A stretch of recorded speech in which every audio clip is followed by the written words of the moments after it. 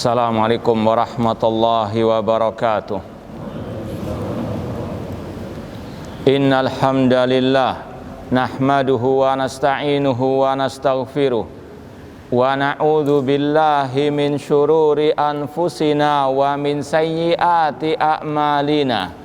Man yahdihillahu fala mudhillalah wa man yudlil fala hadiyalah.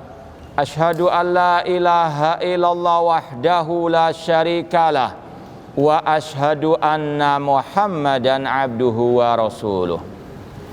Ya ayyuhalladzina amanu taqullaha haqqa tuqatih wa la tamutunna illa wa antum muslimun. Ya ayyuhan nasu taqu rabbakumul ladzi khalaqakum min nafsin wahidah wa khalaqa minha zawjaha wa batha minhuma rijalan katsiran wa nisaa'a wattaqullaha alladzi tasaaluna bihi wal arham innallaha kana 'alaikum raqiba.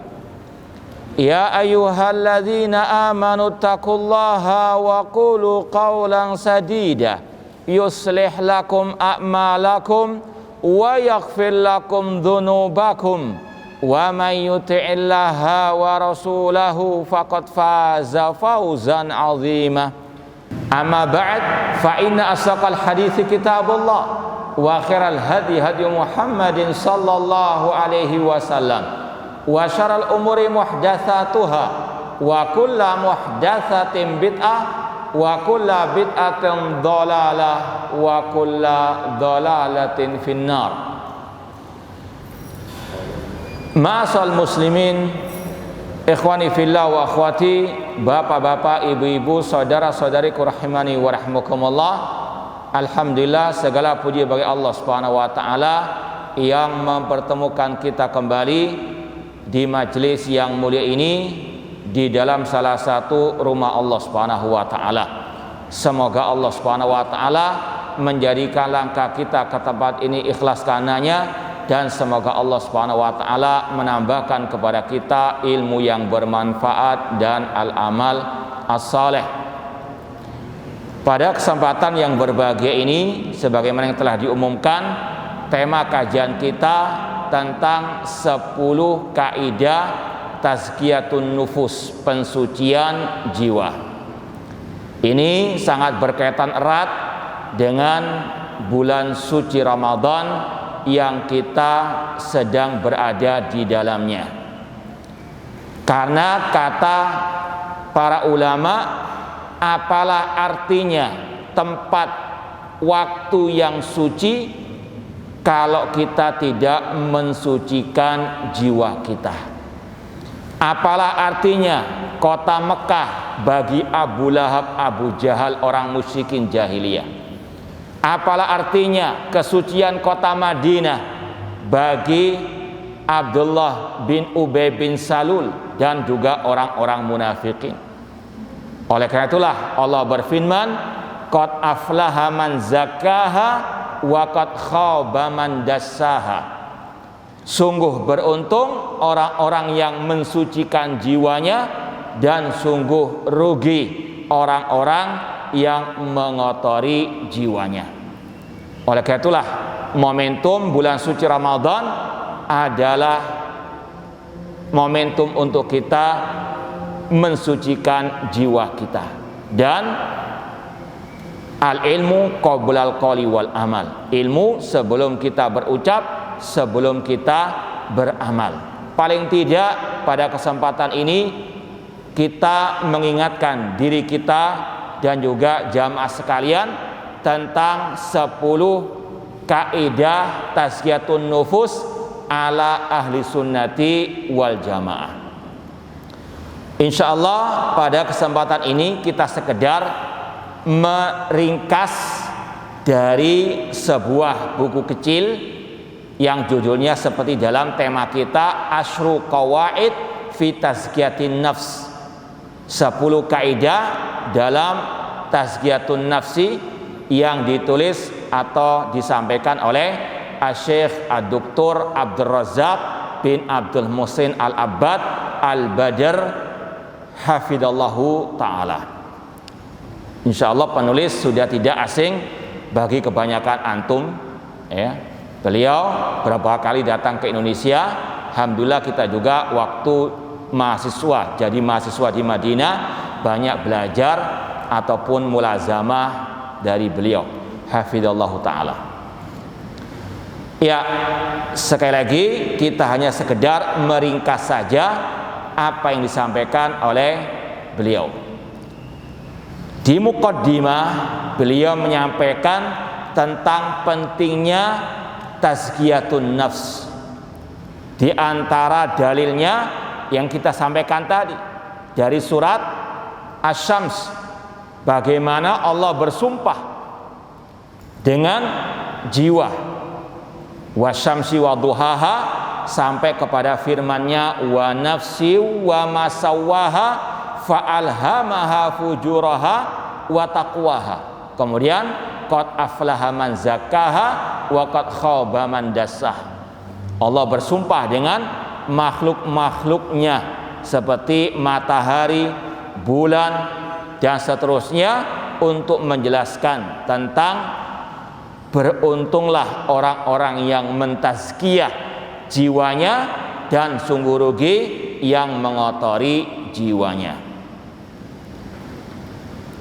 Kemudian kata beliau, walamma kanat tazkiyatun nafsi bihadil ahamiyah wajaba ala kulli muslimin nasihin li nafsihi an yu'na biha inayatan fa'iqah.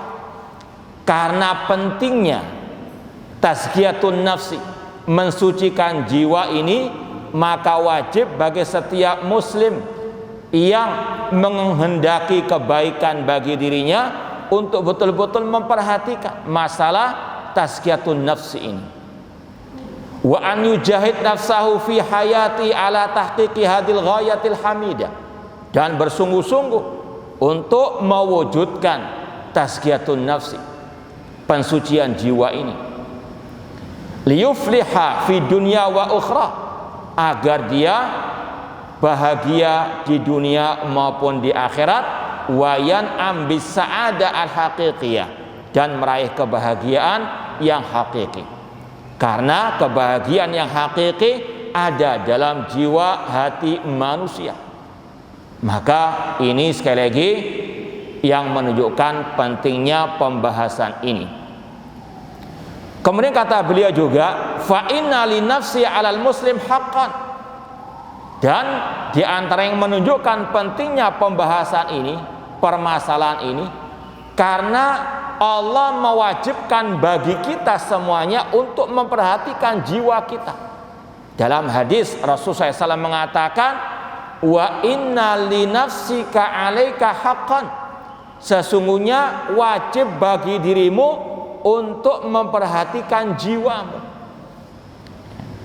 Bukan hanya kita wajib memperhatikan masalah makan minum kita, lebih dari itu, di antaranya memperhatikan tentang jiwa kita. Apakah sudah bersih? Apakah masih banyak kotoran yang menempel? Ya, karena kotoran, penyakit bukan hanya menjangkiti badan manusia, dan yang paling parah menjangkiti jiwa dan hati manusia. Makanya kata Rasul, wa inna li nafsika 'alaika haqqan, sesungguhnya jiwamu punya hak atasmu. Kemudian kata Syekh, wa yukhti man yadhun anna haqqan nafsi yakunu bitasydid 'alaiha wa hirmaniha min huquqiha allati fatarallahu azza wa jalla an-nufus 'alal ihtiyaji ilaiha.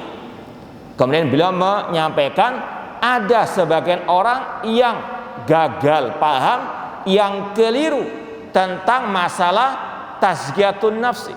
Dikira tazkiyatun nafsi itu harus menyiksa jiwanya, dirinya, ya, entah dengan bersemedi berpuluh-puluh hari, ya, atau tidak mau makan dan minum melebihi orang-orang yang berpuasa di bulan suci Ramadan.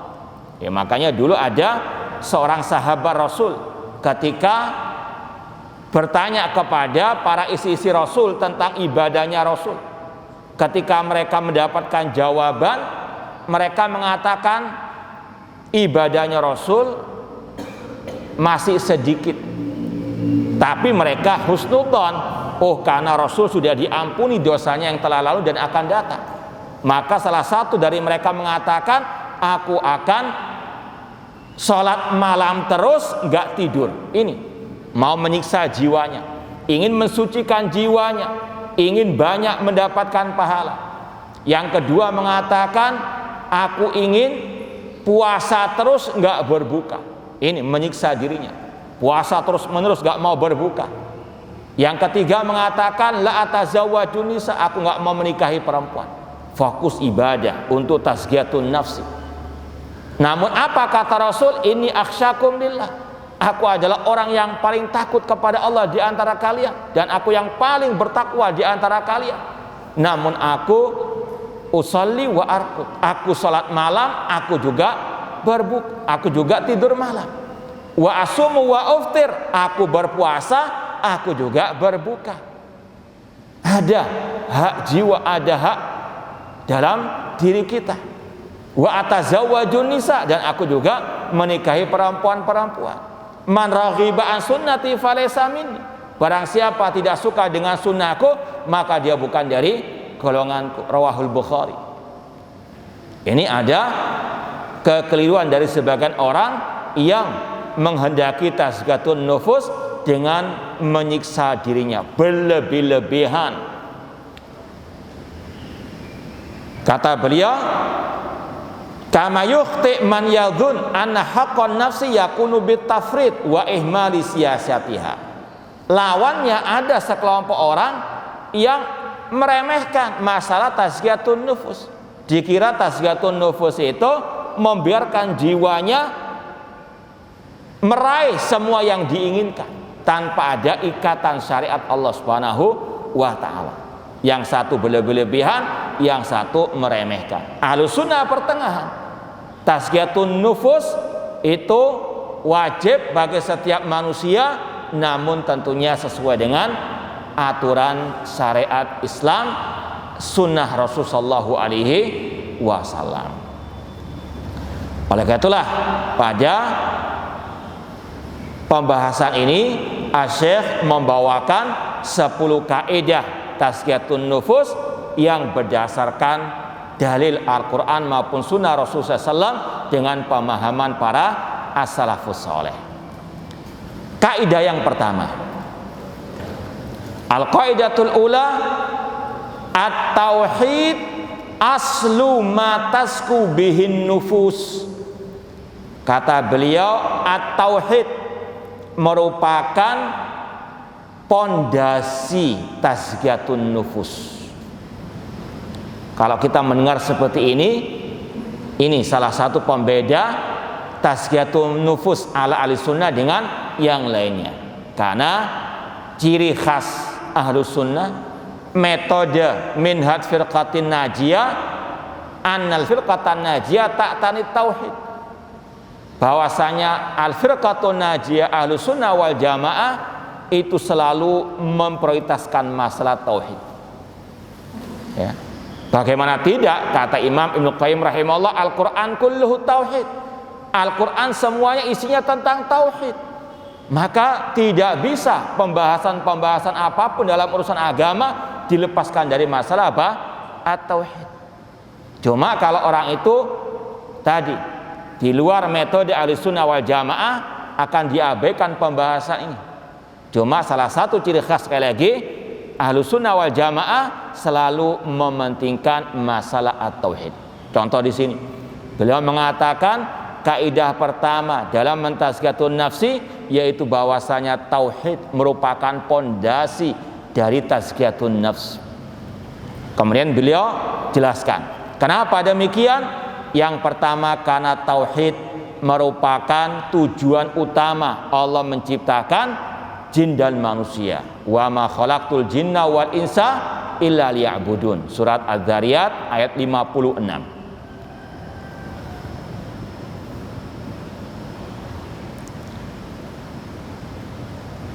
Kemudian kenapa kok tauhid merupakan pondasi tazkiyatun nufus?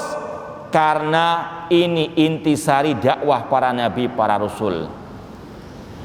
Sebagaimana firman Allah, walaqad ba'atsna fi kulli ummati rasulan an i'budullah wastanibut taghut. Dan sungguh kami telah mengutus kepada setiap umat seorang rasul, dakwah setiap rasul an i'budullah, sembahlah Allah dan tinggalkanlah taghut, sesembahan selain Allah. Dan yang pertama kali mengajarkan tazkiyatun nufus para anbiya wa rasul. Dan inilah intisari dakwah mereka. Ini prioritas dakwah mereka. Tidak bisa dilepaskan dari pembahasan at-tauhid, mengesahkan Allah dalam ibadah. Demikian pula mengapa tazkiyatun nufus pondasinya harus tauhid? Kata beliau, karena tauhid huwa awwalu ma yajib 'alal insan lidukhul fi dinil Islam.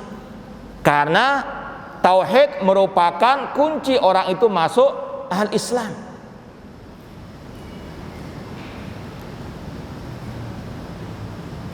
Umirtu an uqatilan nas hatta yashhadu alla ilaha illallah. Rasul mengatakan, aku diperintahkan oleh Allah untuk memerangi manusia sampai mereka mengucapkan la ilaha illallah, kalimatut tauhid. Kemudian kenapa tauhid merupakan pondasi tazkiyatun nufus? Kata beliau, wa kadzalika huwa awwalu ma yajib 'ala da'iya ila Allah azza wa jalla an yu'allimahu linnas. Karena tauhid merupakan awal dakwah yang harus disampaikan oleh setiap dai. Ini ciri khas dakwah as-salafiyah, ciri khas firqatin najiyah. Harus seorang yang mengatasnamakan dirinya sebagai dai ustadz memprioritaskan masalah at-tauhid. Karena inilah ajaran para nabi, para rasul. Dan inilah ajaran Rasul kepada sahabat beliau, di antaranya Mu'ad bin Jabal radhiyallahu anhu. Ketika Rasul mengutus Mu'ad bin Jabal ke negeri Yaman, Rasul mengatakan, innaka ta'ti qauman ahla kitab falyakun awwala ma tad'u ilai syahadatu alla ilaha illallah. Wahai Mu'ad, engkau akan mendatangi ahlul kitab di negeri Yaman, jadikan dakwamu pertama kali tentang kalimat tauhid la ilaha illallah, tentang asyhada alla ilaha illallah, dalam riwayat ila an yuwahhidullah, sampai mereka mentauhidkan Allah, mengesahkan Allah dalam al-ibadah. Kemudian kata Syekh Abdul Razak bin Abdul Muhsin Al-Abbad Al-Badr hafizahullah taala, kenapa pondasi tazkiyatun nufus harus tauhid? Wa qad tawa'adallahu subhana alladzina la yuzakuna anfusahum bitauhid wal iman bil adzabis syadid yaumal qiyamah. Karena kalau orang itu tidak memondasi tazkiyatun nufus dengan tauhid, maka Allah mengancam dengan ancaman yang sangat pedih pada hari kiamat. Kalau tidak dipondasi dengan tauhid, Allah mengancam dengan ancaman yang sangat keras, yang sangat pedih pada hari kiamat. Sebagaimana dalam surat Fussilat ayat ke-6. Surat Fussilat ayat ke-6. Allah berfirman, wa wailul lil musyrikin. Kecelakaan bagi orang-orang musyrikin. Siapa orang musyrikin itu? Alladzina la yu'tuna zakata wa hum bil akhirati hum kafirun, yaitu orang-orang yang tidak melaksanakan az-zakah. Mungkin secara sepintas zakat mal, zakat fitri, namun tidak dalam ayat ini. Nanti akan kita baca tafsir sebagian para ulama, yaitu mereka-mereka yang tidak menunaikan zakat dan mereka kafir terhadap negeri akhirat. Dibawakan di sini ucapan Syekhul Islam Ibnu Taimiyah rahimahullah tentang ayat tadi. Apa arti zakat dalam ayat tersebut? Surat Fussilat 6-7. Kata Syekhul Islam Taimiyah rahimahullah, hiya tauhid wal iman alladzi bihi yazkul qalbu.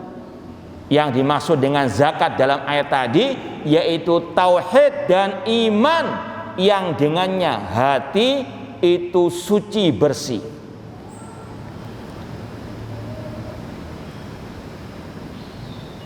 Jadi Allah menamakan tauhid dengan zakat.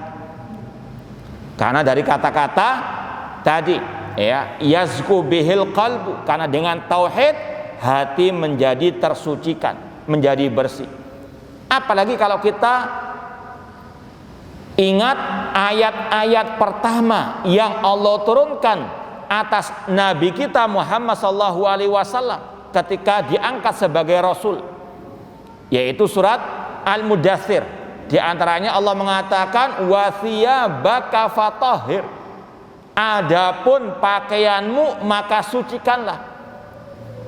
Kata para ulama di antara makna wa thiyabaka fatahhir ay tahhir a'malaka minasyirki. Sucikanlah amal-amal perbuatanmu dari kesyirikan. Ini awal dakwah para rasul, awal dakwah Nabi kita, memerintahkan kepada manusia atau beliau pun diperintahkan oleh Allah untuk mensucikan amal-amal perbuatan dari segala bentuk kesyirikan. Ini tazkiyatun nafsi yang pertama, harus dengan apa? Mensucikan jiwa, mensucikan amal, mensucikan ucapan dari segala bentuk kesyirikan. Wa thiyabaka fatahhir. Oleh karena itulah Syekhul Islam mengatakan tadi, arti zakat dalam ayat tersebut adalah at-tauhid. Kemudian dibawakan juga ucapan Imam Ibnu Qayyim rahimahullah, qala aktsarul mufassirin minas salaf wa man ba'dahum hiya tauhid syahadatu alla ilaha illallah.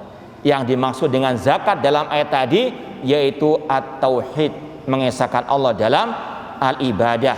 Kemudian beliau mengatakan wa huwa aslu kulli zakatin wa namain. Tauhid merupakan pondasi untuk setiap tazkiyatun nafsi, setiap pensucian jiwa. Kemudian kata Syekh lagi, wa kama anna tauhid huwa aslu ma tasku bihin nufus wa tathur fa inna syirka huwa asad ma yudannisun nufus wa yaftiku biha. Kalau dikatakan tauhid itu merupakan pondasi tazkiyatun nufus, maka lawannya alias kesyirikan merupakan sejelek-jeleknya sebab yang bisa mengotori jiwa.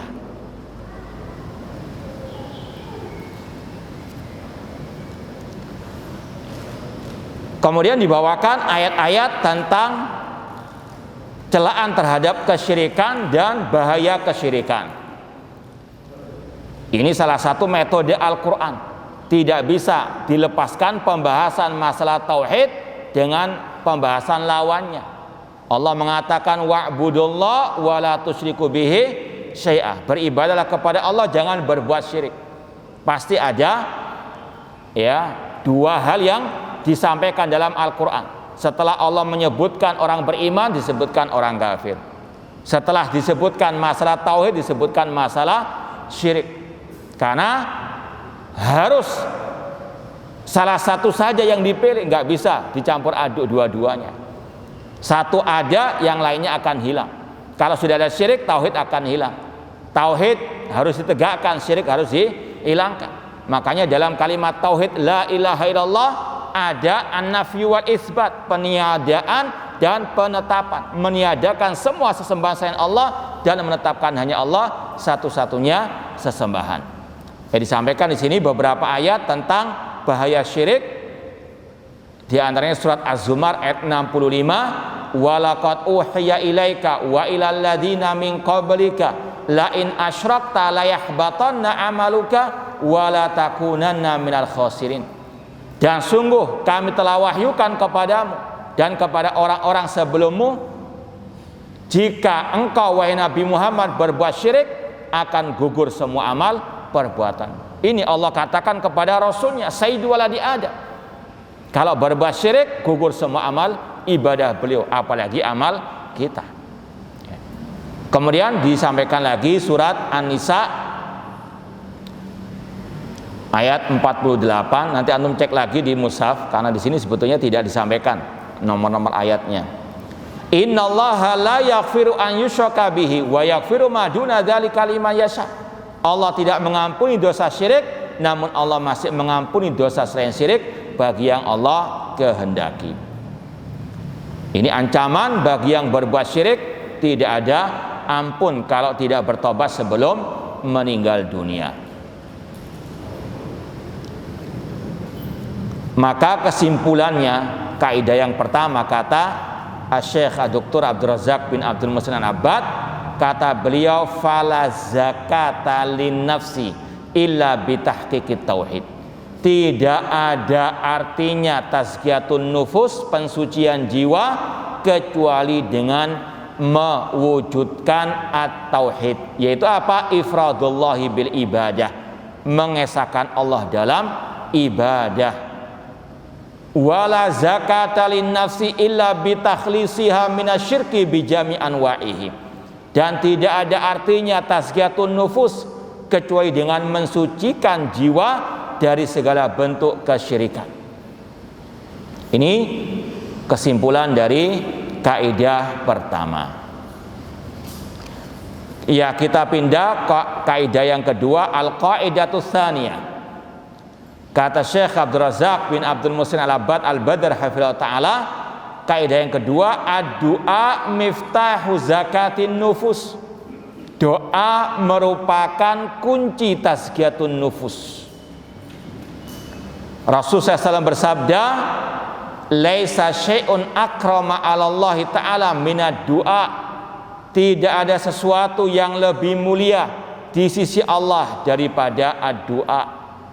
Rasul juga mengatakan ad-du'a huwal ibadah. Doa adalah ibadah. Terutama di bulan suci Ramadan ini, kata para ulama, doa insya Allah mustajab. Karena di antara ayat-ayat tentang puasa itu Allah menganjurkan tentang doa. Ya, kalau kita baca ayat-ayat tentang puasa surat Al-Baqarah 183, ya ayyuhalladzina amanu kutiba alaikumusiyam, ayat setelahnya 184 ayaman ma'dudat, ayat setelahnya 185 syahr Ramadan alladzi unzila fil Quran, ayat selanjutnya 186 Allah mengatakan wa idza sa'alaka ibadi anni fa inni qarib ujibu da'watad da'i da'an.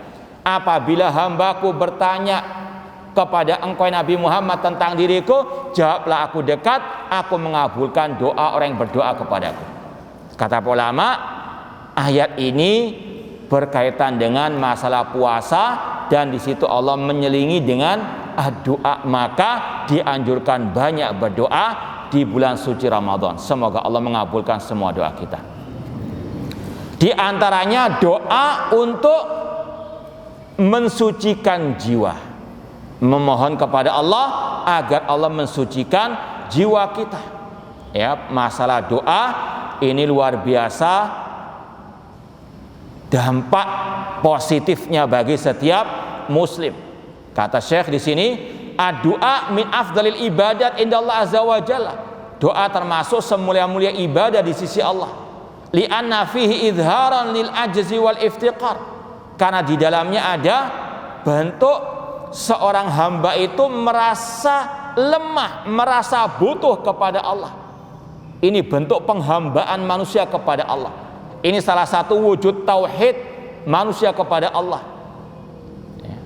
Maka seorang muslim harus senantiasa berdoa kepada Allah Subhanahu wa taala, dan lawannya tidak boleh berdoa kepada selain Allah. Allah mengatakan wala tad'u min dunillah ma la yanfa'uka wa la yadurruka fa in fa'alta fa idzan anta minadz zalimin. Kata Allah, jangan berdoa kepada selain Allah yang tidak bisa mendatangkan manfaat ataupun madarat. Jika engkau tetap berbuat demikian, maka engkau termasuk orang zalim alias musyrikin, kata para ulama tafsir. Maka sekali lagi, masih ada kaitan antara kaidah pertama dengan yang kedua ini. Doa buat ibadah, serahkan kepada Allah. Dan di dalam doa itu ada unsur penghambaan manusia kepada Allah. Wal i'tiraf bi quwwatillah. Dalam doa itu ada bentuk pengakuan hamba tentang kekuatan keagungan Allah Subhanahu wa taala. Bukan sekedar orang itu memohon meminta, namun dalam doa itu banyak hal-hal yang positif yang juga berkaitan dengan masalah at-tauhid, menggantungkan hati kepada Allah Subhanahu wa taala.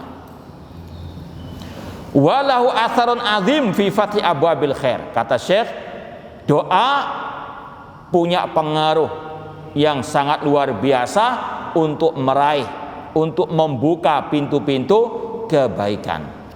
Sebagaimana kata Syekhul Islam Ibnu Taimiyah rahimahullah, ad-du'a miftahu kulli khair. Syekhul Islam Taimiyah mengatakan doa merupakan kunci semua kebaikan. Kemudian dibawakan beberapa riwayat athar dari para salafus saleh, di antaranya dari Umar bin Khattab radhiyallahu ta'ala anhu tentang masalah doa. Kata Umar bin Khattab, inni la ahmil hammal ijabah walakin hammad doa. Aku tidak terlalu istilahnya memusingkan masalah diterima atau tidaknya doa, namun yang penting aku harus senantiasa berdoa. Kenapa demikian? Kata beliau, faida ulhimtu doa fa innal ijabata ma'ahu. Kalau aku diberikan taufik hidayah untuk berdoa, pasti bersamaan dengan itu akan dikabulkan doaku. Apalagi ikhwani fillah wa akhwat rahimani wa rahimakumullah, tidak ada kata sia-sia dalam berdoa. Kalau kita berdoa akan memperoleh salah satu dari 3 hal kata Rasulullah SAW. Yang pertama, dikabulkan sesuai dengan permintaan kita, atau kalau tidak akan diberikan yang semisal dengannya, mungkin tanpa kita sadari. Kita minta B dikasih C, padahal kurang lebih sama, bahkan mungkin lebih baik, dan Allah lebih tahu tentang kebaikan bagi kita. Atau yang ketiga, disimpan sebagai pahala di akhirat. Wal akhiratu khairun wa abqa. Makanya kata Umar bin Khattab, yang penting itu terus untuk doa. Dikabulkan dalam artian diberi seperti yang kita inginkan, itu tidak terlalu dipusingkan oleh beliau. Yang penting terus berdoa kepada Allah Subhanahu wa taala. Kemudian kata seorang ulama salaf juga yang bernama Mutarrih bin Sikhir, tadzakartu majma'ul khairi faidal khairu katsir. Ketika aku merenungkan tentang kebaikan-kebaikan, itu banyak sekali, seperti as-saum, puasa, as-shalah, wa idahu fi yadillah azza wa jalla. Dan kesimpulannya, kebaikan itu semua di tangan Allah. Seperti dalam firman Allah surat Ali Imran, biyadikal khair, di tanganmu ya Allah segala bentuk kebaikan. Wa idza anta la taqdir ala ma fi yadillah azza wa jalla illa antas alahu fayu'tiyaka faida jima'ul khairi ad-du'a. Maka dari sini, kalau engkau tahu kebaikan itu ada di tangan Allah dan engkau tidak akan mungkin bisa meraihnya kecuali dengan engkau memohon kepadanya, maka intinya, kesimpulannya kata beliau, inti dari kebaikan itu adalah ad-du'a. Maka sekali lagi, tidak ada tazkiyatun nufus kecuali dengan kita memohon kepada Allah Subhanahu wa taala. Makanya Rasul mengajarkan doa khusus tentang tazkiyatun nufus. Dalam hadis riwayat Imam Muslim, Rasul SAW mengajarkan doa. Ini kalau yang mungkin belum hafal bisa dicatat. Allahumma. Sebetulnya nggak apa-apa kalau hafal enggak semua ini. Kalau untuk litaklim nggak apa-apa, kita dikte. Antum mumpung ini bulan suci Ramadan, bisa dihafalkan langsung, dipraktekkan nanti. Ya, kita dikti pelan-pelan. Allahumma, antum tirukan. Allahumma ati nafsi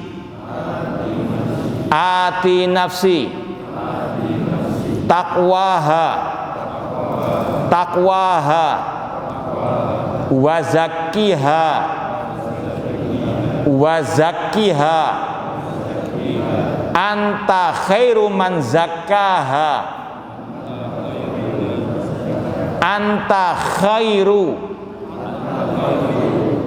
zakkaha anta waliyuha wa maulaha. Allahumma ati nafsi taqwaha. Apa enggak? Iya, dicatat aja sudah. Iya. Allahumma ati nafsi taqwaha. Allahumma ati nafsi taqwaha. Ya, nanti insyaallah dicari di internet insyaallah dapat. Hadis tentang tazkiyatun nufus yang lafadznya Allahumma ati nafsi taqwaha. Ya Allah, berikan jiwaku ketakwaannya. Wa zakkiha, ini poin intinya. Wa zakkiha, dan sucikanlah. Anta khairu man zakkaha, engkau sebaik-baik yang memberikan tazkiyatun nufus. Engkau sebaik-baik yang mensucikan jiwa. Anta waliyuha, engkaulah pemiliknya. Wa maulaha, yang menciptakannya. Nah, Allahumma ati nafsi taqwaha wa zakkiha anta khairu man zakkaha anta waliyuha wa maulaha.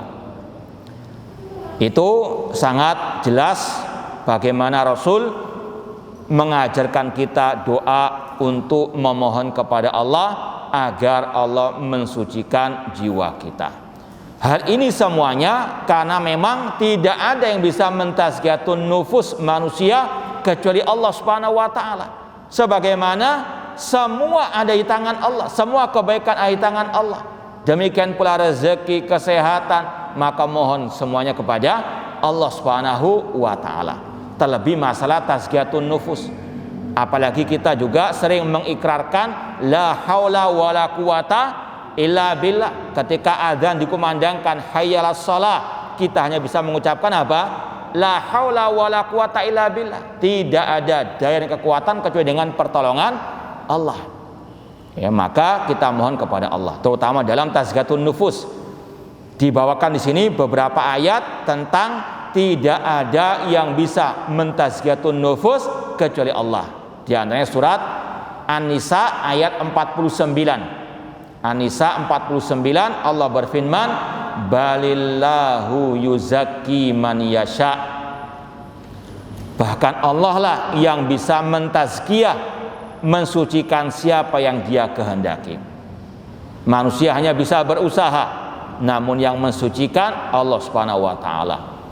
Demikian pula dalam surat An-Nur ayat 21. Walaula fadlullahi alaikum wa rahmatu ma zaka minkum min ahadin abada walakinallaha yuzakki man yasha.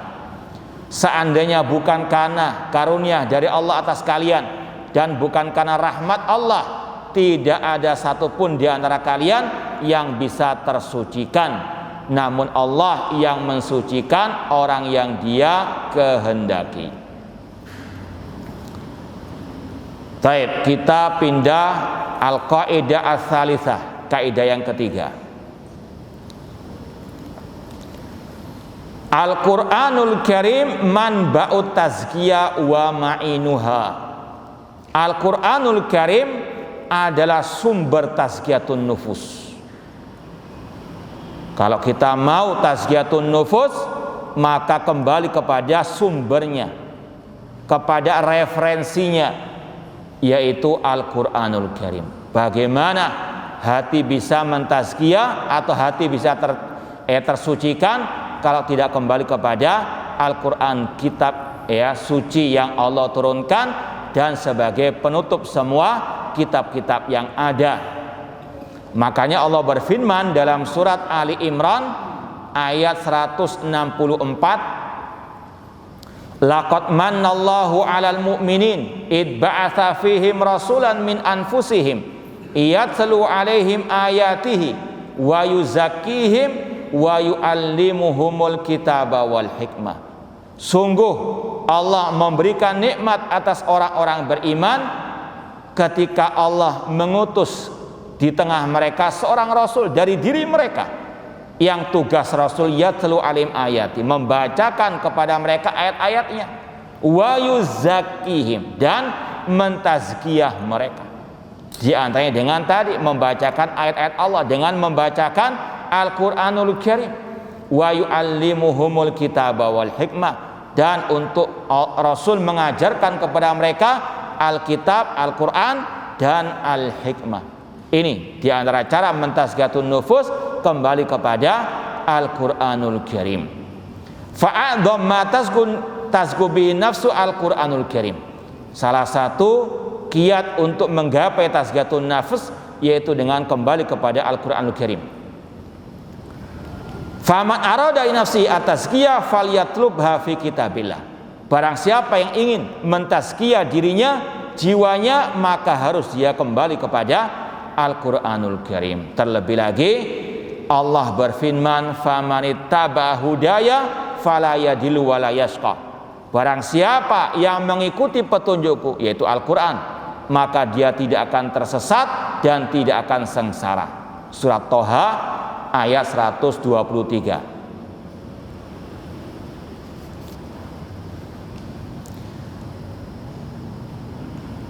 Kemudian dibawakan di sini ucapan Imam Ibnu Qayyim rahimahullah. Kata Imam Ibnu Qayyim rahimahullah, Al-Qur'an huwa syifa'ut tam min jam'il adwa al-qalbiyah wal badaniyah.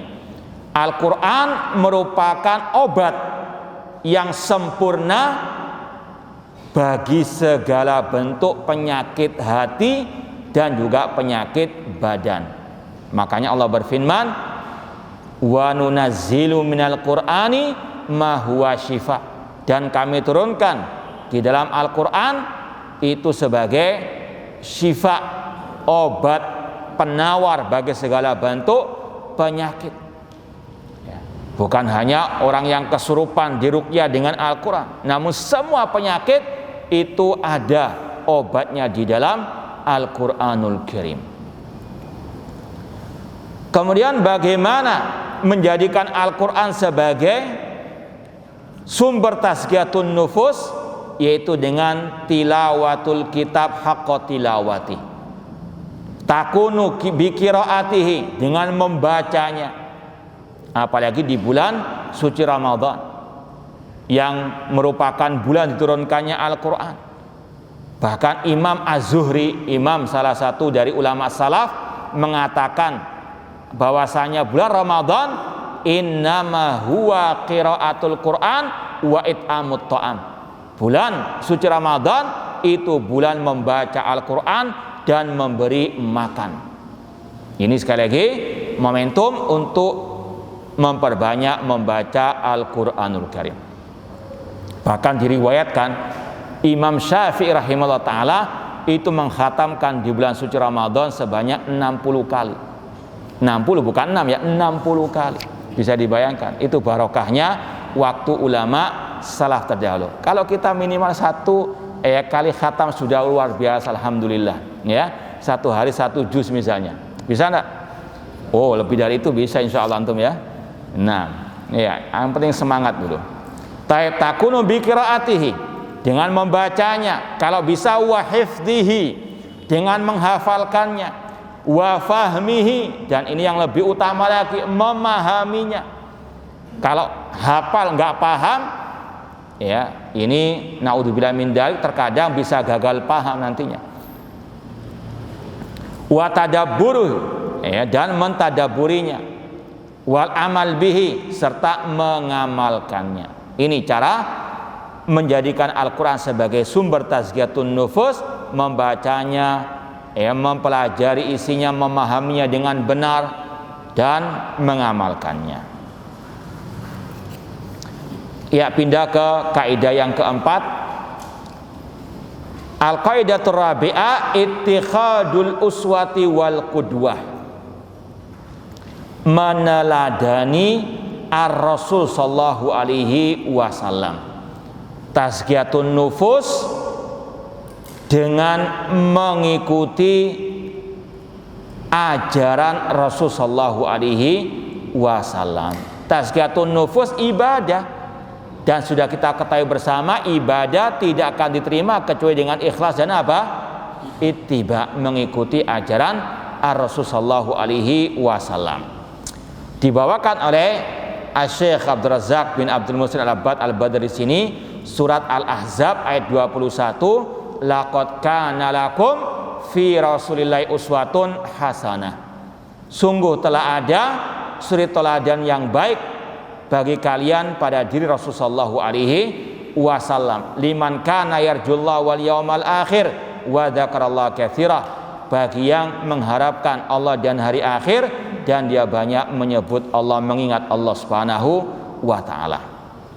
Kata Imam Ibnu Katsir rahimahullah tentang ayat tadi surat Al-Ahzab 21, hadhil ayatul karimah aslun kabirun fit ta'assi bi Rasulullah sallallahu fi aqwalihi wa af'alihi wa ahwalihi.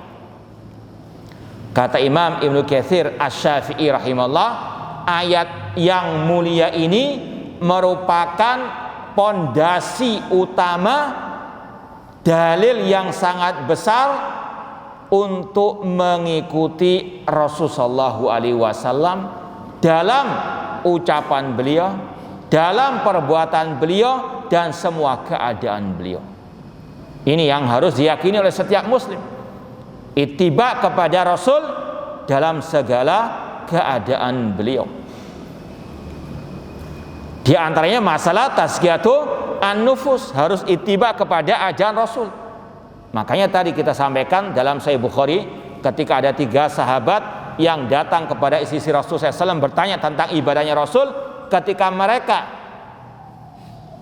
beristihad sendiri, Rasul tegur, itu keliru, nggak mengikuti sunnah apa? Sunnah beliau, nggak mengikuti ajaran beliau.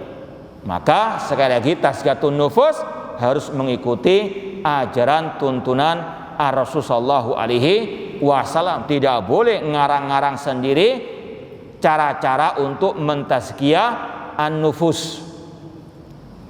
Kemudian kata Syekh, fattiba'ur Rasul sallallahu wa ta'assi bihi dalilun ala sidqi mahabbatillahi ta'ala.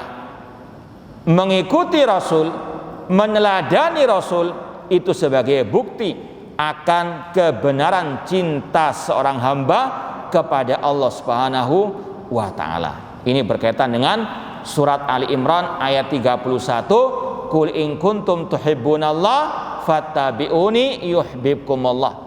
Katakan wahai Nabi Muhammad, jika kalian mengaku cinta kepada Allah, maka ikutilah aku, ikutilah Rasul, yuhibbukumullah, pasti Allah mencintai kalian. Kemudian Syekh Abdul Razzaq bin Abdul Muhsin Al-Abbad Al-Badr hafidhallahu ta'ala berkata, kata beliau, wa yuhdisu a'immatud dhalal fi kulli zamanin turuqan munkaratan yudda'a fiha annaha tuzakkin nufus. Banyak para imam-imam penyesat umat, ya, para dai-dai penyesat umat di setiap zaman mengarang metode-metode baru yang mungkar, yang mereka klaim itu sebagai tazkiyatu an-nufus. Ya, ada wirid-wirid baru, zikir-zikir baru, ya, yang mereka klaim bisa mengantarkan diri mereka kepada Allah Subhanahu wa taala. Ya, rohnya punya nama dan seterusnya. Ini sekali lagi adalah kiat-kiat yang tidak pernah diajarkan oleh Rasul sallallahu alaihi wasallam. Kemudian kata beliau, yaqulu al-allamah Imam Ibnu Qayyim rahimahullah. Imam Ibnu Qayyim mengatakan, tazkiyatun nufus as'ab min ilajil abdan wa asyad. Mensucikan jiwa ini lebih sulit daripada mengobati sakit jasmani. Ya, kata beliau, mensucikan jiwa ini lebih sulit, lebih susah daripada mengobati penyakit jasmani. Faman zakka nafsahu birriyadha wal mujahada wal khalwa allati lam yaji biha rusul huwa kal marid alladhi yu'alid nafsahu bira'yihi. Orang yang menghendaki kesucian jiwanya, orang yang ingin mentazkiyatun nufus dengan cara-cara ar-riyadhah, istilah-istilah yang masyhur di kalangan mereka, dan dengan bersemedi atau mungkin ya berkhalwat entah di tempat-tempat yang sepi yang tidak pernah diajarkan oleh para rasul atau oleh Rasul sallallahu alaihi wasallam. Ini perumpamaannya seperti orang yang sakit namun ngarang obat sendiri. Ya. Sakit mata dipakai apa? Sambel misalnya, ya, biar melek gitu ya. Ya akhirnya apa? Tambah parah. Nah, itu perumpamaan orang yang ingin mensucikan jiwanya dengan ngarang-ngarang ibadah sendiri, malah apa? Mengotori jiwanya.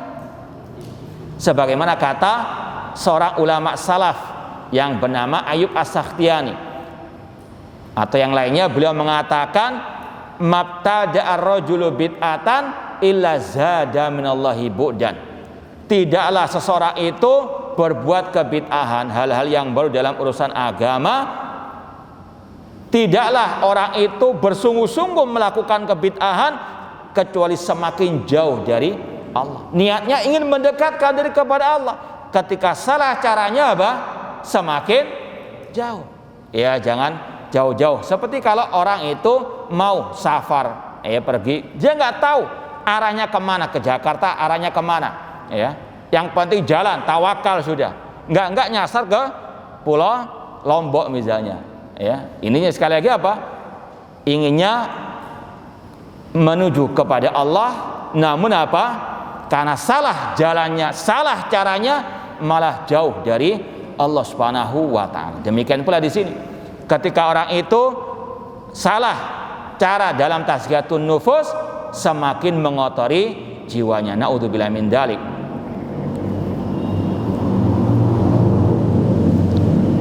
Maka intinya kata Syekh Abdul Razak bin Abdul Muhsin Al-Abbad Al-Badr, walihada wajaba alaman arada tazkiyata nafsihi an yujahid nafsahu alal ittiba. Oleh karena itulah wajib bagi seseorang yang ingin mensucikan jiwanya untuk bersungguh-sungguh dalam ittiba, mengikuti ajaran ar-Rasul sallallahu alaihi wasallam, wal hadzar minal muhdatsat wal mukhtara'at wat taraik al mubtada'at allati yad'i arbabuha annaha tuzakin nufus. Selain bersungguh-sungguh dalam ittiba'us sunnah, juga wajib mewaspadai, berhati-hati dari segala hal-hal yang baru dalam urusan agama dan dari segala metode-metode yang bid'ah yang diklaim oleh pemiliknya bisa mentazkiyah an-nufus. Ya, kita pindah ke al-qaidah al-khamisah, kaidah yang kelima. At-tazkiyatu takhliyatun wa tahliyah. Tazkiyatun nufus itu ada dua unsurnya. Takhliyah, meninggalkan maksiat, wa tahliyah, menghiasi dengan ibadah atau ketaatan. At-tazkiyah itu meninggalkan maksiat dan menghiasi jiwa dengan ketaatan.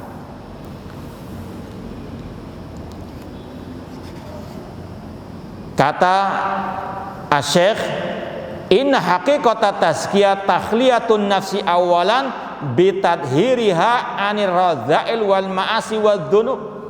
Sesungguhnya hakikat tazkiyatun nufus itu pertama kali harus mensucikan jiwa dari segala kotoran-kotoran, kemaksiatan dan dosa. Summa tahliyatuha ba'da dzalik bi fi'li ta'at wal qurbat. Kemudian baru mengisi jiwa dengan ketaatan dan al-qurbat, pendekatan-pendekatan diri kepada Allah. Ya, kalau perumpamaannya seperti kalau kita merenovasi rumah, membangun rumah, ya, setelah dibangun kan masih banyak kotoran-kotorannya. Dihilangkan kotoran-kotoran dulu, baru apa? Dihiasi dengan ya hiasan-hiasan dinding dan sebagainya. Sebagaimana kalau ada istilah atasfiyah wa tarbiyah, memurnikan Islam dari kotoran yang menempel, kemudian mentarbiyah, mendidik umat di atas Islam yang murni bersih ala Rasul dan para sahabat ar-Rasul. Dalilnya surat At-Taubah ayat 103. At-Taubah 103, Allah berfirman, khud min amwalihim shadaqatan tutahhirhum wa tuzakkihim biha wa shalli alaihim.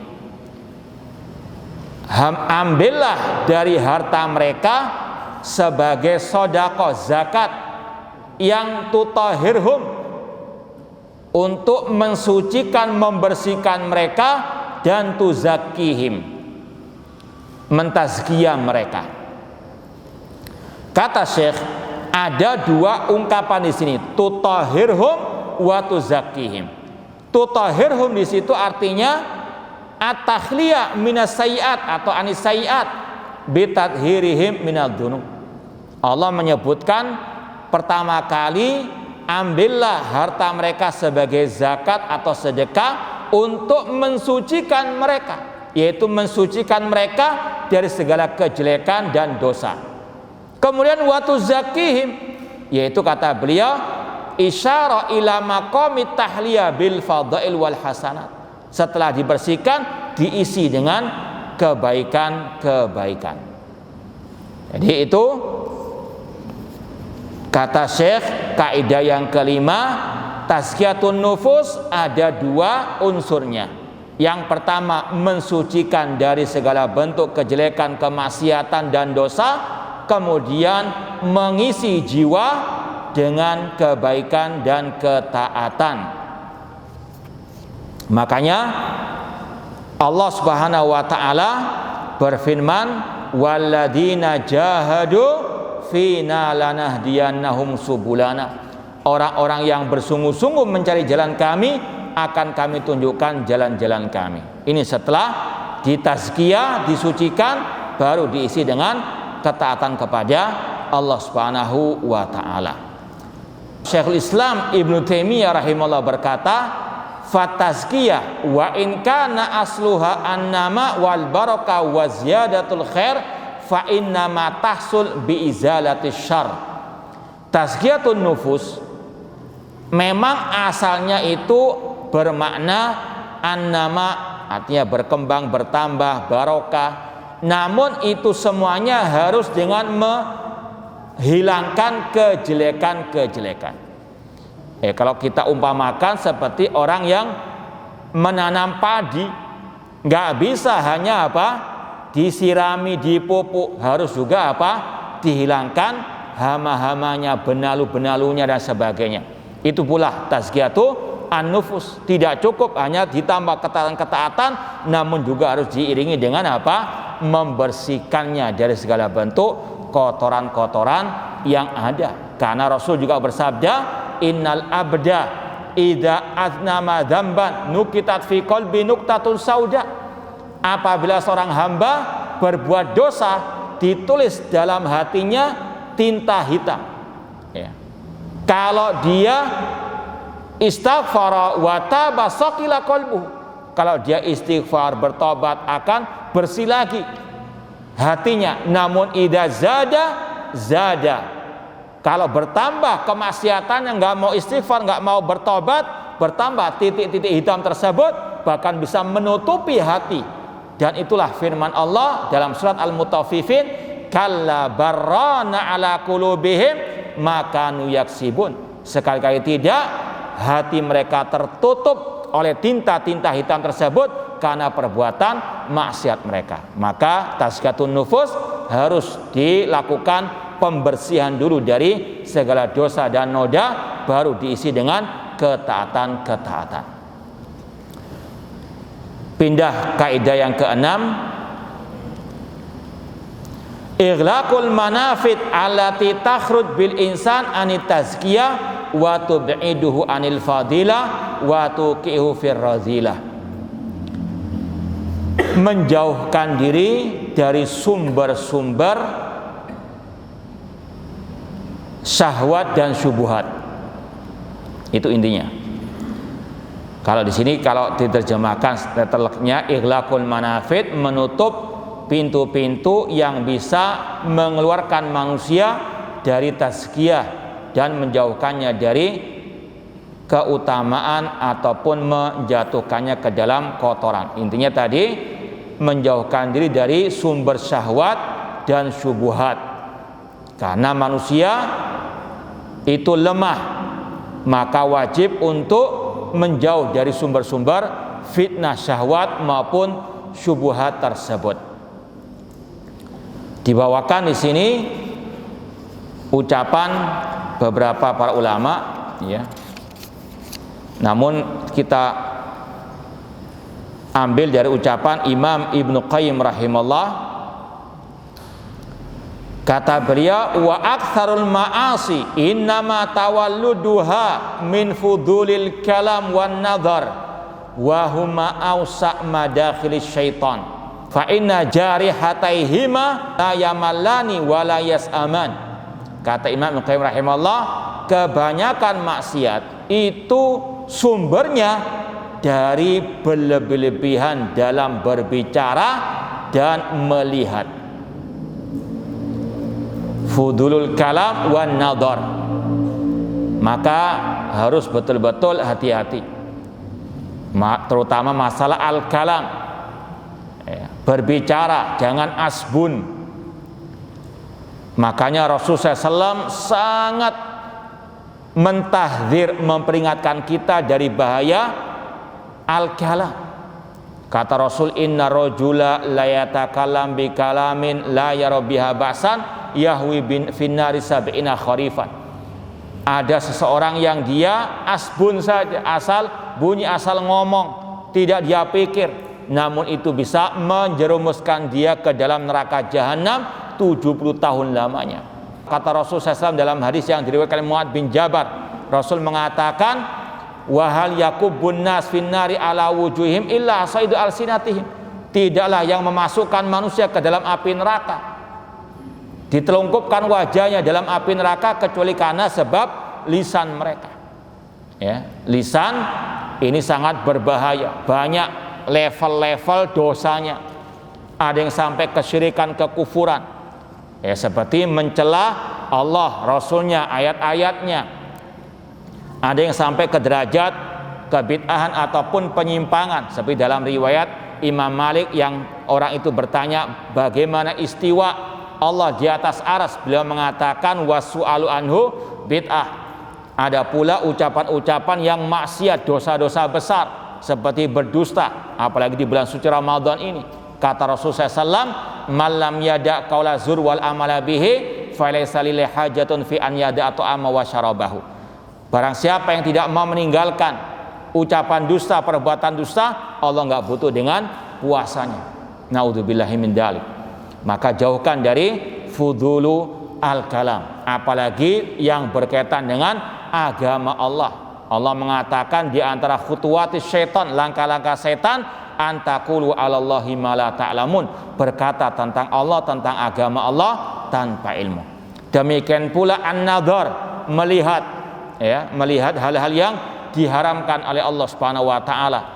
Apalagi HP, apalagi gadget, naudzubillahi min dzalik. Ini juga harus kita bijak-bijak menyikapinya, ya. Tidak boleh mengharamkan, namun juga tidak apa?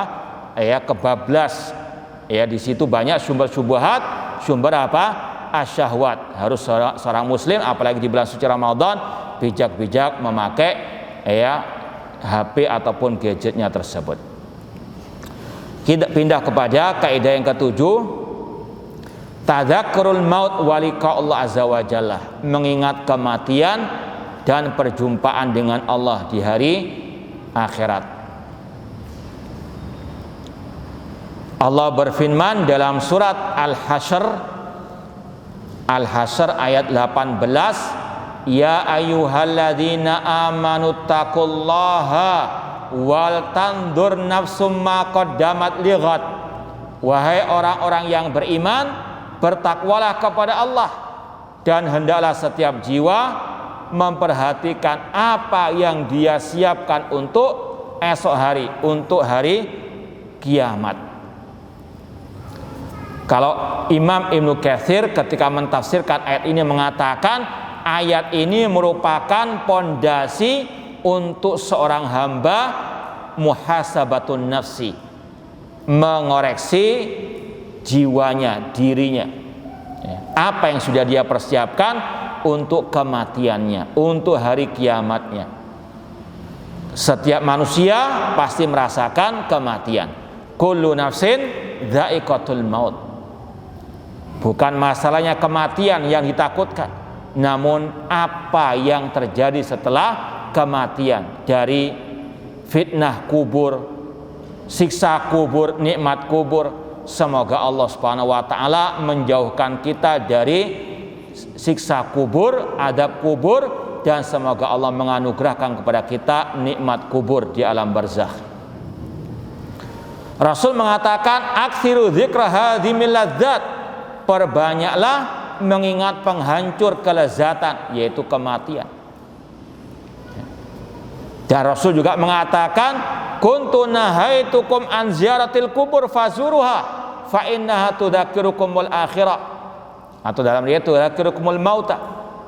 Dulu aku mengharamkan, melarang kalian untuk berziarah kubur, namun sekarang silakan berziarah kubur, namun tentunya sesuai dengan ajaran Rasul SAW.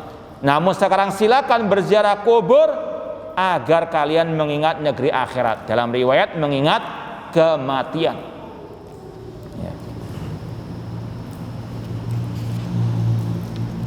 Kemudian disampaikan di sini ucapan Sa'id bin Jubair radhiyallahu anhu atau rahimahullah. Beliau mengatakan, lau faraqa dzikrul mauti qalbi khasyitu an yufsada alayya qalbi. Kalau aku tidak lagi mengingat kematian, aku khawatir hatiku akan rusak.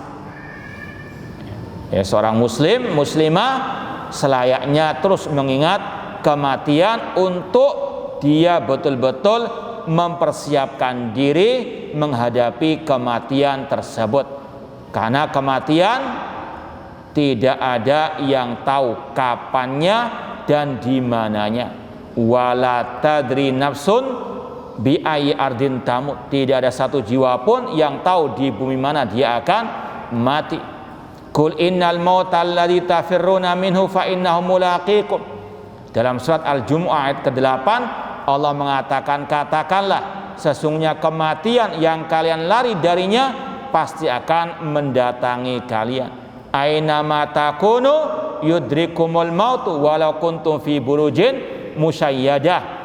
Allah mengatakan dalam surat An-Nisa ayat 78, di mana saja kalian berada, kematian akan menjemput menemui kalian meskipun kalian ada di benteng yang sangat kokoh. Sekali lagi, seorang muslim muslimah bukan takut kematiannya, karena kematian pasti akan datang kapan dan di mana saja. Namun yang paling penting apa yang dia persiapkan untuk kematian tersebut. Makanya Allah mengatakan wa tazawwadu fa inna khairaz zadi at-taqwa. Berbekallah dan sebaik-baik bekal adalah takwa kepada Allah Subhanahu wa taala. Ada syair yang sangat indah dari seorang penyair Arab yang mengatakan tazawwad minat taqwa fa innaka la tadri idza janna lailu hal ta'isu ilal fajri.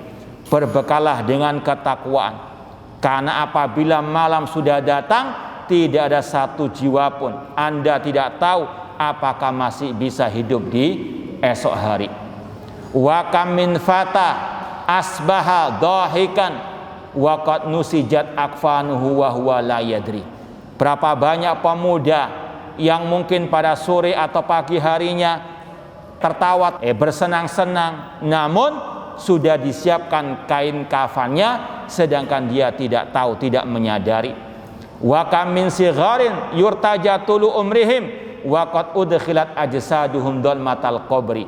Berapa banyak anak kecil yang diharapkan masih bisa panjang usianya, namun jasadnya sudah dimasukkan ke dalam liang kubur. Wa kam min sahihin mata min ghairi illatin. Berapa banyak orang yang sehat walafiat mati tanpa sebab. Bahkan min maridin asyatulan minad dahri. Namun sebaliknya, berapa orang yang sakit parah namun masih diberi panjang usia oleh Allah Subhanahu wa taala. Semoga Allah Subhanahu wa taala menganugerahkan kepada kita husnul khatimah. Lanjut, al-qaidah ats-tsaminah, kaidah yang ke-8. Takhayyurus al-julasa wa antiqa rufaqa. Kalau kita mau hati kita suci, jiwa kita bersih, maka cari teman yang baik. Baik akidahnya, baik ibadahnya, akhlaknya. Sebagaimana Allah berfirman dalam surat Al-Kahfi ayat 28, wasbir nafsaka ma'alladina yad'una rabbahum bil ghadati wal asyi yuriduna wajha. Bersabarlah dirimu bersama orang-orang yang senantiasa berdoa kepada Rabb mereka di kala pagi dan siang hari, mereka mengharapkan wajah Allah. Ini orang-orang yang bertauhid, yang berdoa hanya kepada Allah. Jadikan mereka sebagai sahabat, teman dekat. Wala ta'du ainaka anhum turidu zinatal hayatid dunya. Dan jangan berpaling dari mereka hanya untuk mengharapkan perhiasan dunia. Wala tuti' man aghfalna qalbau an dzikrina. Dan jangan kalian mentaati, mengikuti orang-orang yang kami lalaikan hatinya dari mengingat kami.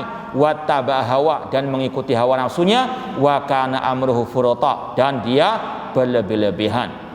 Ini ayat, sekali lagi surat Al-Kahfi 28, ada perintah untuk mencari selektif dalam mencari teman ataupun sahabat dekat, ya, sebagaimana kata Syekh Abdurrahman As-Sa'di dalam tafsirnya, fiha al-amru bi suhbatil akhyar. Di dalam ayat ini ada perintah dari Allah agar kita bersahabat dengan orang-orang yang baik. Kemudian kata beliau juga, wa mujahadatun nafsi ala sohbatihim. Bersungguh-sungguh dalam bersahabat dengan mereka, mencari sahabat yang seperti mereka ini. Wa mukhalatatihim, bergaul dengan mereka.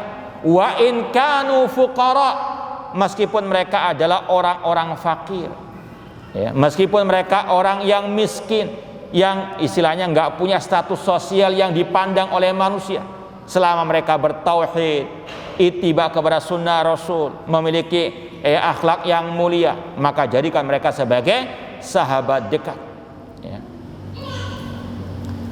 Kemudian disampaikan hadis-hadis Rasul SAW, diantaranya Rasul mengatakan ar-rajulu ala dini khalilihi, seseorang tergantung kepada agama sahabat dekatnya. Falyandur ahadukum man yukhalil, maka selektiflah, perhatikanlah salah seorang di antara kalian siapa teman dekatnya tersebut.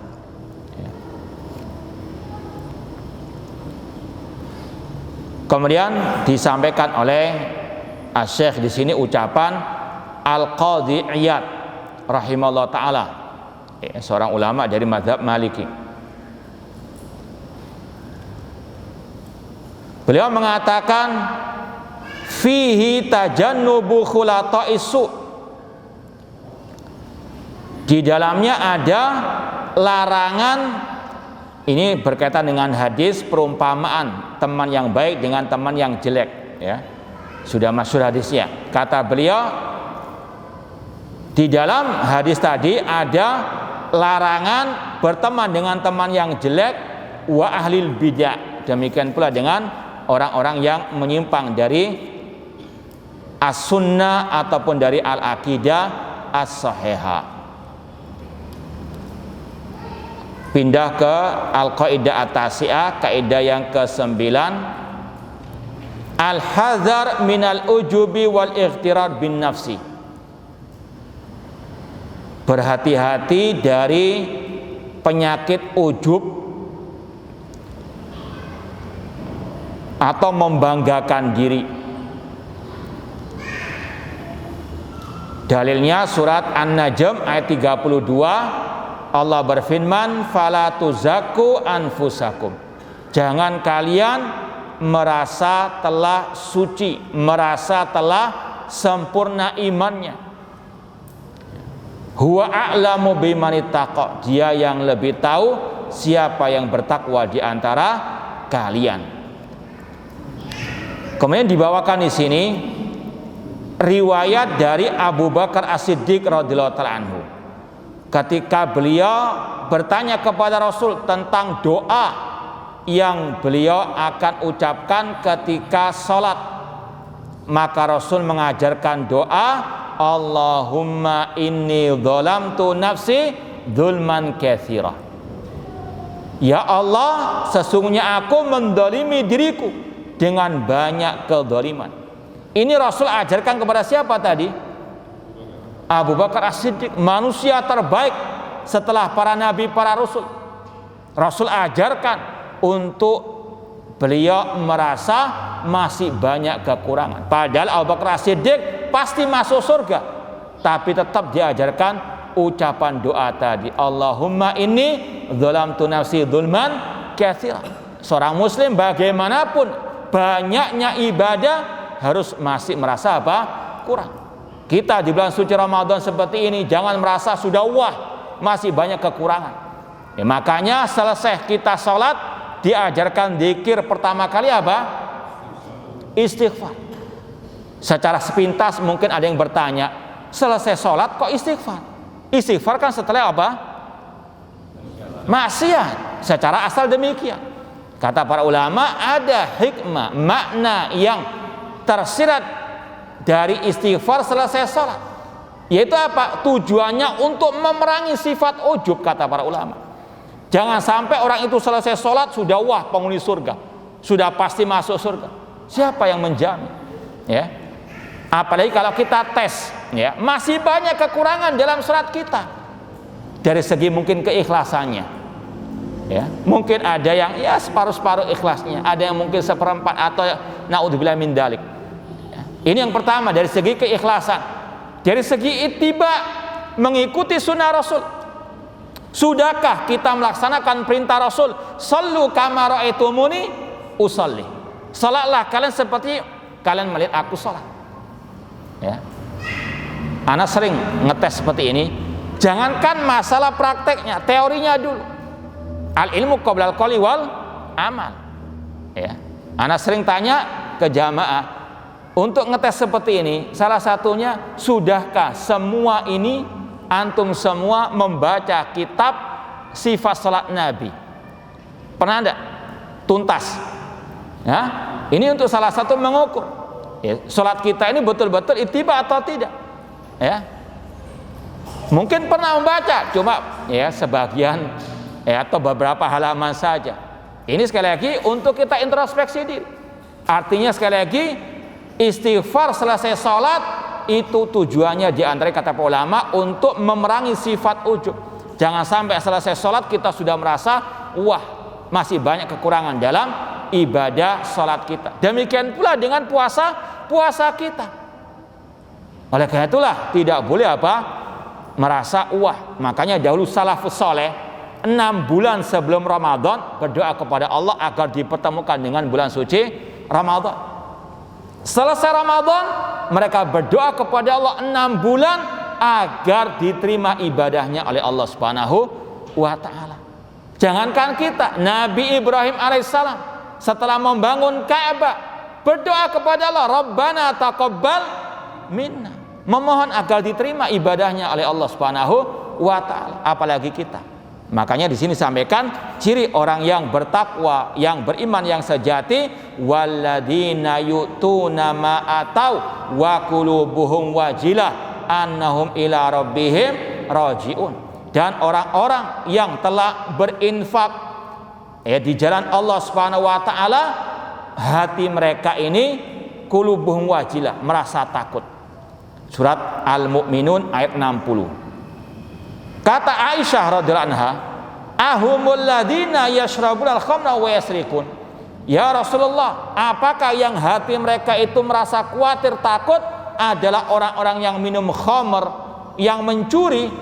Kata Rasul, la ya bintas Siddiq, tidak wahai putrinya Abu Bakar As-Siddiq, walakinnahumul ladina yasumun wa yusallun wa yatasaddaqun wa hum yakhafuna alla tuqbala minhum.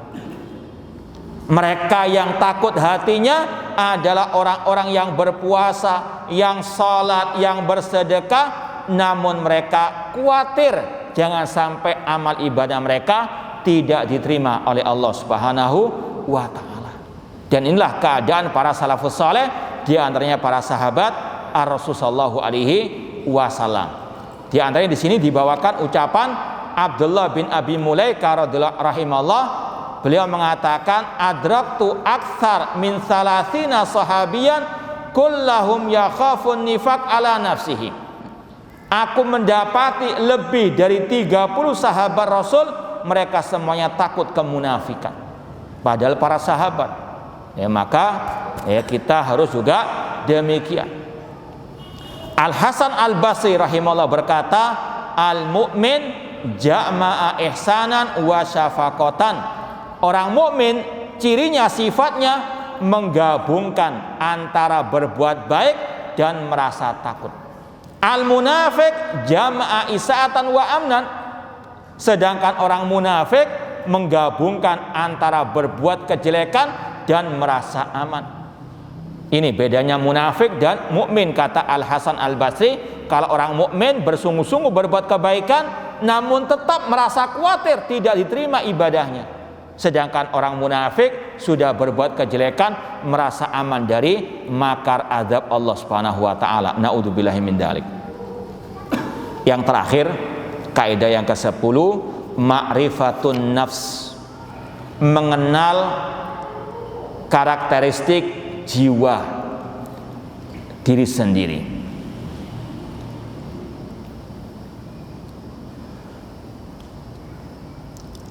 Yang intinya, kata Asy-Syaikh, dalam Al-Quran Allah menyebutkan jiwa memiliki 3 sifat, atau 3 sifat jiwa manusia, atau 3 macam bentuk jiwa manusia. Yang pertama, an-nafsul mutmainnah, jiwa yang tenang. Itma'annat bil iman wa dzikrillah wa ibadati wa husnil iqbal. Tenang dengan keimanan kepada Allah, tenang dengan berzikir kepada Allah, tenang dalam beribadah kepada Allah. Seperti yang Allah firmankan dalam surat Ar-Ra'd ayat 28, alladzina amanu wa tatma'innu qulubuhum bi dzikrillah. Orang-orang yang beriman, hati mereka tenang dengan berzikir kepada Allah. Ala bi dzikrillah tatma'il qulub. Ketahuilah, dengan berzikir kepada Allah hati merasa tenang. Kemudian dalam surat Al-Fajr ayat 27 sampai 29, ya ayatuhan nafsul mutmainnah irji'i ila rabbiki radiyatan mardiyah fadkhuli fi ibadi wadkhuli jannati. Semoga Allah menganugerahkan kepada kita jiwa yang mutmainnah. Kemudian jiwa yang kedua dalam Al-Qur'an disebut dengan an-nafsul lawwamah, jiwa yang senantiasa mencela. Wahiyalati talumu sahibaha ala fi'li al-khata' au taksiri fil wajib au tafrih fit ta'ah. Yaitu jiwa yang masih labil, kadang mencela kejelekan, kadang mencela kebaikan. Dalam Al-Quran surat Al-Qiyamah ayat yang kedua, wala uqsimu bin nafsil lawwamah, Dan Allah bersumpah dengan jiwa yang al-lawwamah, yang lawam dari kata-kata lama yalum, mencela. Ketika orang itu berbuat kebaikan kadang dicela, kadang orang itu berbuat kebaikan dicela juga, masih labil. Artinya seorang muslim muslimah harus tahu jiwanya ini jiwa yang mana, yang mutmainnah atau yang lawwamah, agar dia bisa meluruskan kalau memang masih lawwamah. Apalagi yang ketiga yang lebih parah, an-nafsu al-ammaratu bisu, jiwa yang menyuruh kepada kejelekan. Seperti yang Allah firmankan dalam surat Yusuf ayat 53. Surat Yusuf ayat 53, Allah berfirman, innan nafsa la'ammaratun bisu, sesungguhnya jiwa menyeru kepada kejelekan, illa ma rahima rabbi, kecuali yang dirahmati oleh Rabbku. Ketika orang itu tahu jiwanya menyuruh kepada kejelekan, harus betul-betul diobati, harus betul-betul diluruskan, tidak boleh dibiarkan. Ini salah satu cara tazkiyatun nafsi, harus tahu, mengenal jiwa dalam diri kita sendiri agar kita bisa menyikapinya dengan bijak. Ini yang bisa kita sampaikan pada kesempatan yang berbahagia ini. Semoga Allah Subhanahu wa taala mentazkiyah jiwa kita. Nah, kalau ada pertanyaan, dan sebaiknya dengan tulisan. Masya Allah.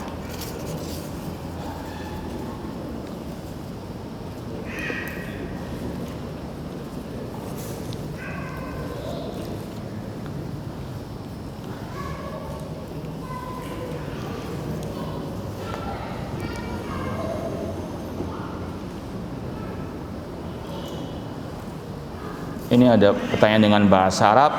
Taqdil mar'atul muslimah ghaliban kathiran minal waqti fil madbakh mashghula bi'idadil anwa minal at'imah fayafutu alaiha ihtinamu awqatis syahr. Ya Ustadz, hal min taujih. Yang intinya, banyak kaum muslimah yang pada bulan suci Ramadan menyibukkan diri di dapur menyiapkan makanan. Apa nasihat dari antum, istilahnya begitu? Maka nasihat kita harus wasat pertengahan. Mungkin sebagai wanita muslimah, sebagai ibu rumah tangga, ada kewajiban berpuasa, ada kewajiban untuk menyiapkan makanan untuk keluarganya. Harus pertengahan, tidak boleh berlebihan dalam berpuasa sampai melalaikan kewajibannya menyiapkan makan sahur ataupun makan berbuka puasa. Namun di sisi lain harus juga menggunakan kesempatan bulan suci Ramadan banyak beribadah kepada Allah. Artinya harus betul-betul bisa memanage waktu yang baik, Kalau bisa waktunya singkat, makanannya banyak dan enak. Itu yang luar biasa. Belajar bagaimana caranya, Jadi sekali lagi harus betul-betul bisa memilih waktu yang baik, karena sangat sayangkan kalau waktu habis terbuang di dapur. Mana waktu untuk berzikir, mana waktu untuk membaca Al-Quran. Tadi kita sampaikan cara mentazkiyatun nufus dengan kembali kepada Al-Quran, dan bulan suci Ramadan momentum untuk kembali memperbanyak membaca Al-Quranul Karim. Wallahu ta'ala alam.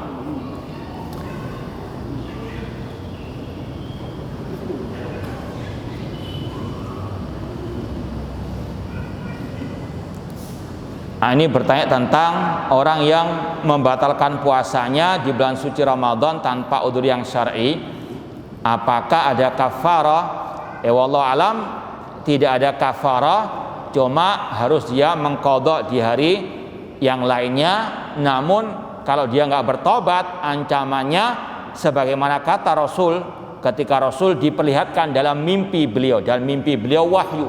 Ada sekelompok orang yang mu'allaqina bi araqibihim, digantung kakinya di atas, kepalanya di bawah, musyaqqaqatun asdaquhum, istilahnya di bawah bibirnya ini pecah-pecah, tasilud dam, kemudian mencucurkan darah. Ketika Rasul bertanya siapa mereka ini yang digantung, maka dikatakan alladzina yuftiruna qabla tihlati shaumihim, yaitu orang-orang yang berbuka puasa sebelum waktunya. Itu ancaman bagi yang tidak berpuasa atau yang membatalkan puasanya tanpa udzur yang syar'i. Wallahu taala alam.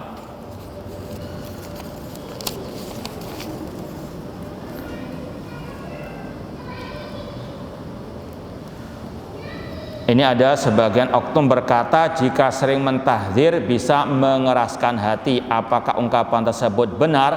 Ini ucapan yang batil. Rasul sering mentahdzir. Rasul sering mengingatkan, memperingatkan manusia dari bahaya syirik, bahaya bid'ah. Sahabat beliau ada yang keliru langsung beliau tegur, mentahdzir. Bahkan di saat jihad pun Rasul tetap mentahdzir. Ketika ada seorang yang meminta kepada Rasul dibuatkan pohon keramat, Rasul marah, nggak diam Rasul. Rasul mentahdzir. Innaha sunan kultum kama qalat Banu Israil. Permintaan kalian untuk dibuatkan pohon keramat ini seperti ucapan Bani Israel kepada Musa, ij'al lana ilahan kama lahum aliha.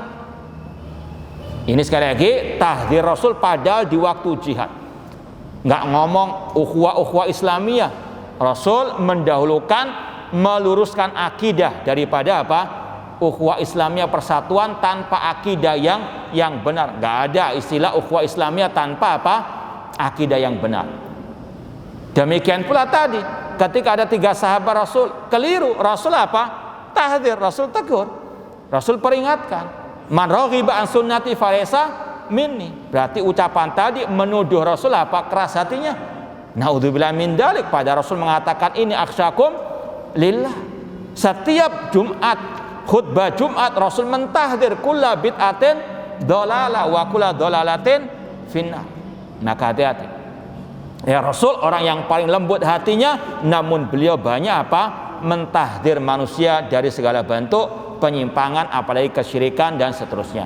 Demikian pula para salafus saleh, para sahabat tidak tinggal diam kalau ada kemungkaran, kalau ada penyimpangan-penyimpangan. Contoh Abdullah bin Umar radhiyallahu anhu ketika mendengar ada sekelompok orang di Basra di Irak sana yang memiliki akidah menyimpang tentang masalah takdir yang diistilahkan dengan kelompok Al-Qadariyah. Beliau mengatakan waladzi nafsi biyadi law anna ahadahum anfaqa misla uhudin dahaban ma qabilallah hatta yu'mina bil qadar. Seandainya salah seorang di antara mereka menginfakkan 1 gunung Uhud emas, tidak akan Allah terima sampai dia beriman kepada takdir. Beliau mentahdzir. Demikian pula dengan para tabi'in, para tabi'ut tabi'in.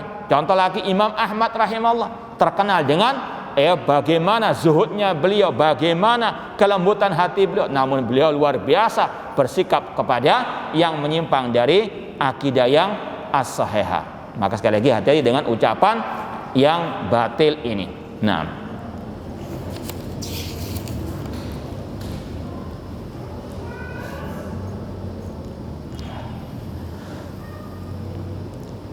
ini pertanyaan tentang yang berakidah salaf namun manhajnya campur-campur, mutalawin, muwazana dan seterusnya.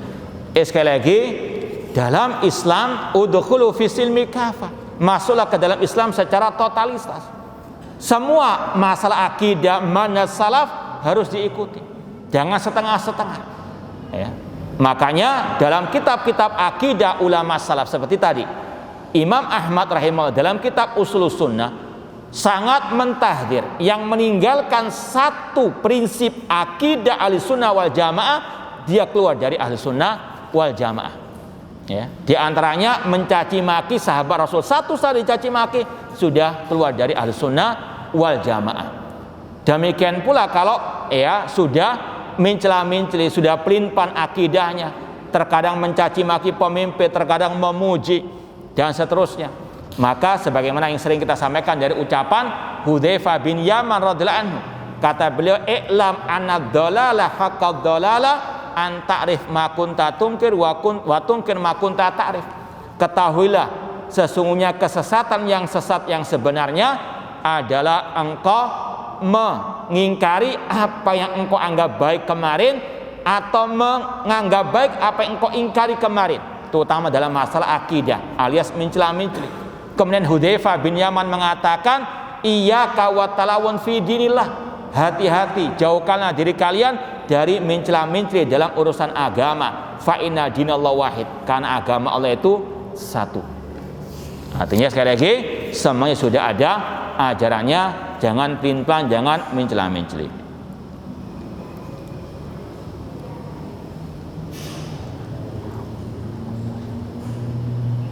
Rumah tangga yang dibangun dengan ilmu, nasihat dan ibadah kepada Allah, namun muamalah dengan pasangan kurang baik, sering debat, cekcok dan berselisih, mohon nasihatnya untuk dapat membangun rumah tangga yang mutmainnah. Ya, kita berdoa kepada Allah, semoga Allah menjadikan rumah tangga kita rumah tangga yang sakinah mawaddah warahmah, yang mana dengan iman wal amal saleh keluarga akan bisa tetap bersama sampai di surga kelak. Yang pertama, bahwasanya tadi sudah disampaikan, rumah tangga harus dibangun dengan ilmu dan nasihat dan juga ibadah kepada Allah. Makanya dari sini kita katakan tidak boleh kita merasa ujub, masih banyak kekurangan, maka ada percekcokan dan sebagainya, maka mungkin ilmunya masih ada yang kurang, entah kurang dari segi teorinya ataupun pengamalannya. Contoh dalam masalah tadi ada percekcokan. Apa yang dipercekcokan? Kalau masalah akidah ini harus memang tegas, meskipun harus, kalau perempuan yang keliru, istausu bin nisa'i khaira, nasihatlah perempuan dengan cara yang baik. Kemudian tidak boleh sampai istilahnya dendam kepada istri sendiri. La yafraq mu'minul mu'minah, tidak boleh seorang mukmin terus mengungkit kesalahan sang istrinya tersebut. Ya, ini sekali lagi harus betul-betul ilmunya didalami lagi dan harus betul-betul dipraktekkan. Ya, dan banyak-banyak berdoa kepada Allah Subhanahu wa taala, karena hati istri, hati suami itu ada di antara dua jemari Allah Subhanahu wa taala. Allah yang membolak-balikkan sesuai dengan kehendaknya, sebagaimana kata Rasul, kullu qulubi ibni adam baina usba'ini min asabir rahman yuqallibu kaifa yasha. Setiap hati anak manusia, kata Rasul, ada di antara dua jemari Allah. Allah yang membolak-balikkan sesuai dengan kehendaknya. Wallahu taala a'lam. Sudah nggak ada lagi? Ya, kalau tidak ada, kita cukupkan sekian. Kurang lebihnya mohon maaf.